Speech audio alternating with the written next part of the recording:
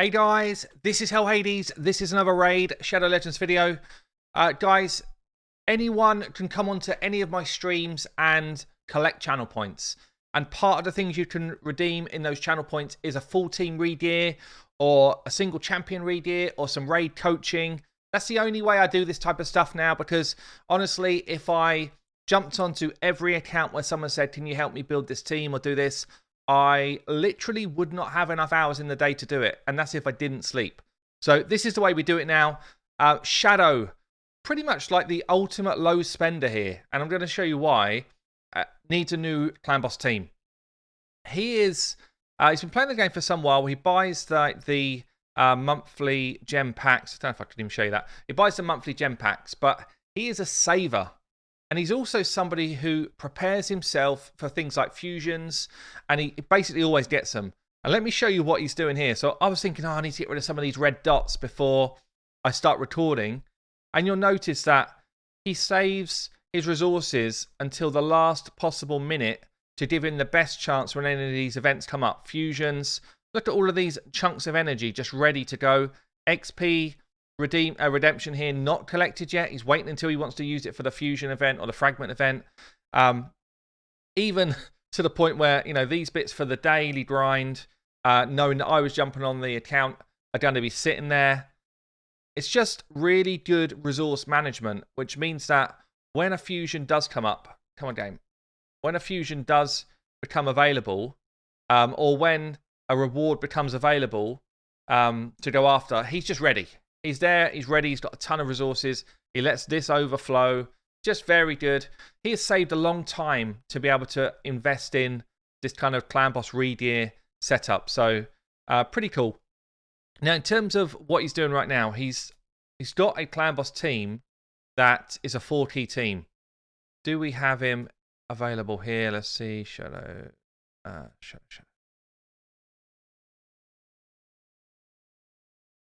Okay, looks like he's not. So we've not done any attacks today. He's got a team that's currently running 4-key. If we look at it, he's got a speed lead to get his speeds up because he doesn't have the best gear in the world. He's got decreased attack. He doesn't have a decreased defense or a weaken in the team. He's got 1 ally attack, and he's basically speed tuned this to be on a 2-for-1 setup. Now, in the last massive kind of 2x event weekend, he's pulled some big champions and leveled them. And he's come back to me and said, I don't really know where to go. I want a 3-key team for Ultra Nightmare. We've got a Valk. We've got a Brado. He's got a Skull Crusher now. We've got Drush waiting in the wings. We've got Sandlash waiting in the wings. So we've got some exceptional clan boss champions on this account. We've also got a Man-Eater and a Painkeeper sitting there wondering if budget Unkillable is the best option. And this is where it becomes really difficult in my position, because honestly, the easiest way to get a 3-key on this account is to build this budget Unkillable. It's actually kind of ridiculous how much easier it is to get a 3-key on Ultra Nightmare using this epic, this rare, and then just using 1 rare in Frozen Banshee, an epic in Occult Brawler, and bringing someone in who's going to do some form of decreased defense and weaken, probably someone like a Razin or a Fane or someone else like that. So it's amazing how easy that is in comparison to building up these new brilliant champions that he's got to make them work. He'd rather go for an old school clan boss team. So we're going to go for the old school setup, using the Valks, using the Iron Brados, using Raz.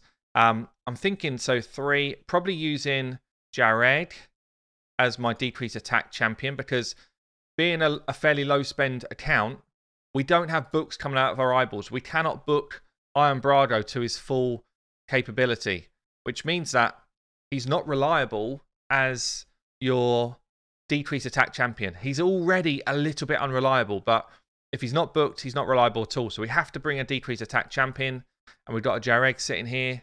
So I'm thinking Jareg or Rail would be good, but Jareg does give me an ally protection, which is kind of nice. But when I start to look at the team comp, I'm thinking Jareg, Valk, Raz, Iron Brado, all amazing. How do I squeeze in a Creeler? Not sure that I can. How do I squeeze in the Skull Crusher? Not sure that I can. How are we going to cleanse the stun when it comes. Well, with that comp, we can't. So maybe I need a Doom Priest. And it starts to become actually very difficult to think what the best possible comp would be. If we had faster gear, I would 100% go for Valk, Mashold, running at 2-for-1 speed. Yeah, and then bring in Iron Brago, Raz, and probably still Jared for decreased attack. So we just get a lot of hits in a short period of time. And that might still be something I try, but I feel like we're not going to have the speed to do it. So I'm going to have a play around. And if we just have a look at builds as they are right now, strong amount of defense, the right speed for what he's doing, good accuracy, good defense-ish. Probably do a bit more in a Valk, actually. Good defense, very slow. Might be because it's not really being used. Good accuracy. So I think Shadow here's got a good understanding of builds. We're not in a position where he doesn't understand how to build champions.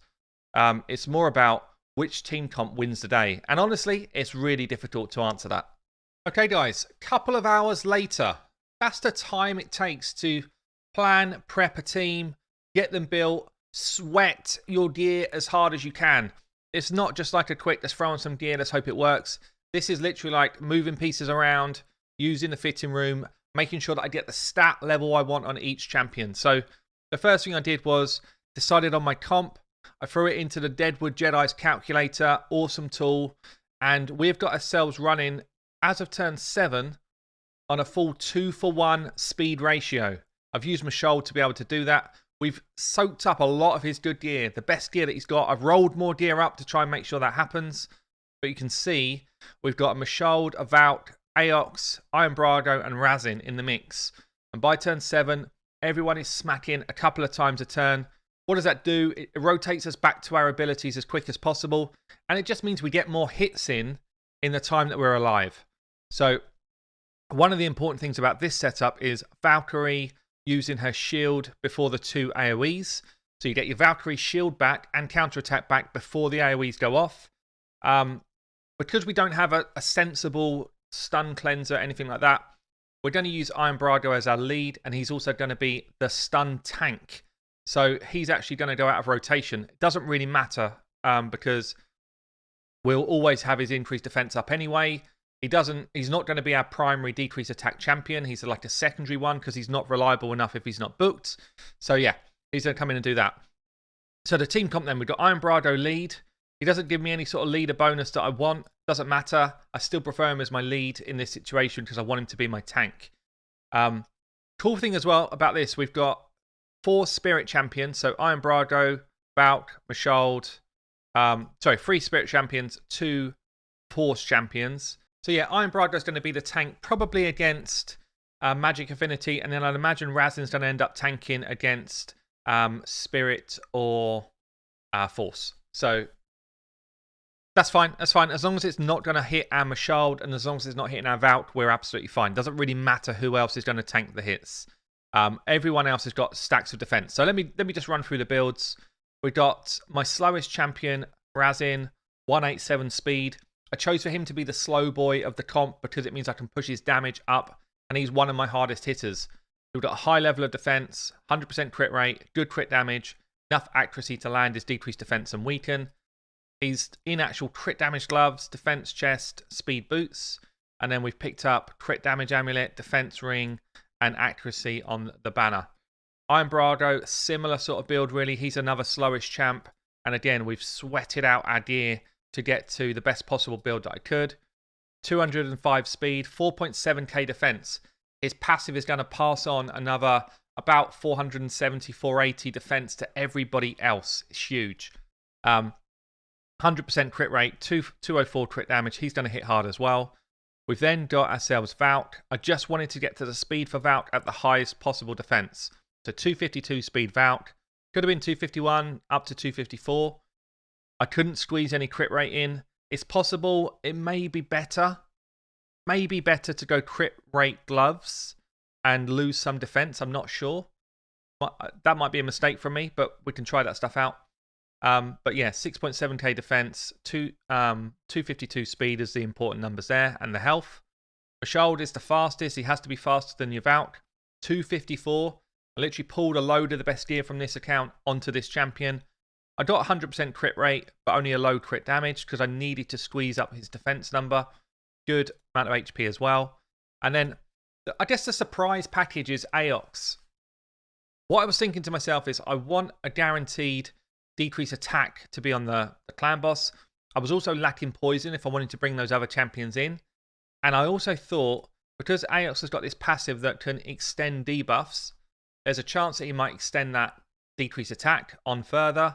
And also the decreased defense and weaken, which Razin should keep up all the time, but it might just drop off. So it just gives us a bit of a helper.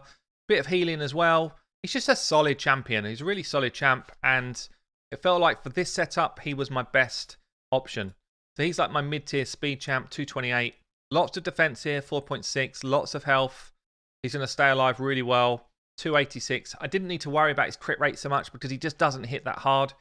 So I figured better to keep him alive for longer in the setup.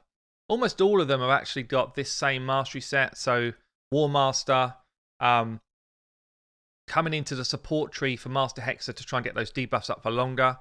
Razin's is slightly different because he takes Giant Slayer.